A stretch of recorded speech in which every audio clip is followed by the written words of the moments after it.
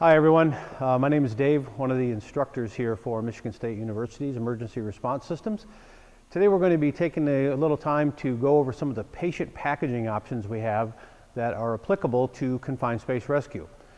As we look at the options today, we're of course going to be doing it here as a demonstration on the table, and that's fine for some initial training and stuff, but very shortly thereafter you're going to want to actually do the hands-on practice of this in something that more closely replicates the space that you're going to be working in. Set yourself up an area where maybe the workspace is a little restricted, maybe a narrow space between a wall and a table, for example, or even under a table is another good way to practice this. And certainly think about lighting issues. Maybe think about turning off the lights in the area where you're practicing so that you're working in darkened conditions. Another thing to be thinking about during the hands-on practice is to be wearing gloves, because that's what you'll have on for PPE during the actual rescue, and you may not want to remove those, so you want to be able to operate the buckles and snaps and so forth with those gloves in place. So keep that in mind as you do your hands-on. Like I said, today we'll look at the stuff on the table. We're going to be looking at a range of options ranging from those that are quite simple, really quick, to more definitive from a medical perspective, and certainly a little more complicated options. So we'll kind of cover the gamut of things here today. It would be good for us to mention that obviously the best way to package one of our patients is to have them already in a removal device while they're in the confined space. So if you think back to some of the requirements of the OSHA standard, workers in a permit-required confined space should be already wearing a Class 3 or a full body harness with an attachment point in the center of their back, someplace between their shoulder blades.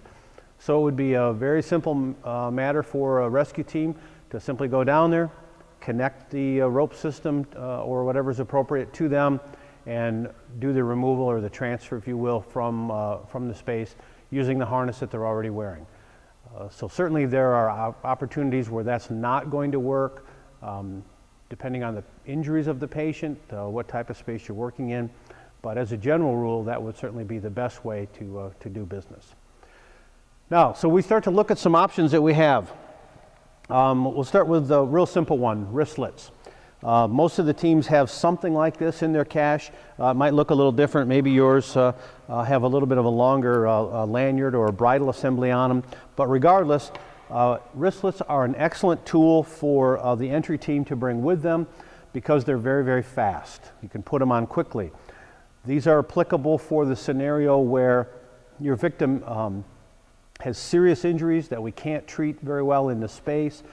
Certainly somebody whose respirations are quite low, even someone who maybe is in cardiac arrest or close to it. We can rapidly apply these and quickly remove them from the space rather than spending a lot of time working on them in there. They go on pretty intuitively. They simply, the loop just opens up and they slip around the wrist and then cinch them up tight and do the one on the other side, obviously, and then make your connection point to the ring. These don't have to be limited to just the wrists. Of course, you could put these on someone's ankles as well. That's applicable in some of our horizontal spaces where you're crawling in.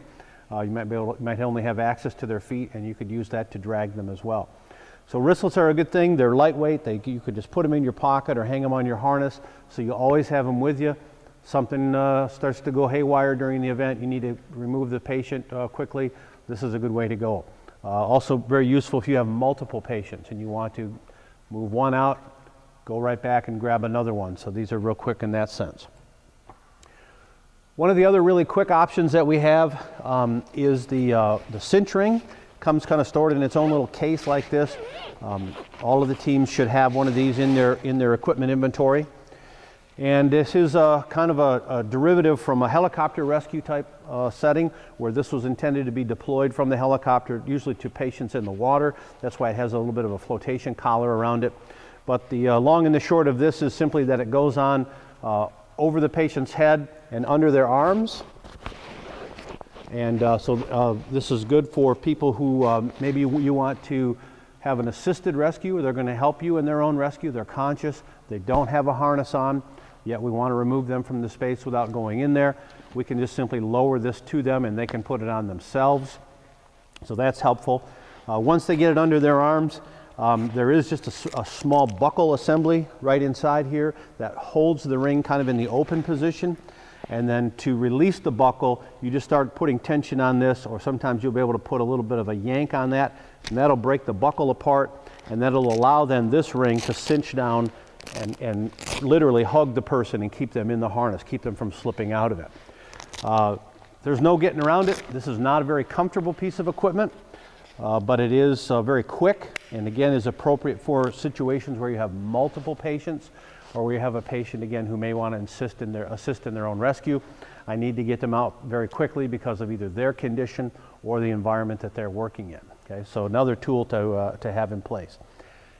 Anytime that you're using either of these first two options, you are making a conscious decision that the risk of them being injured further during the transfer event, during the raise operation, or because of the gripping action of this one, for example, or the fact that they're usually not connected to a typical two-rope system like we see.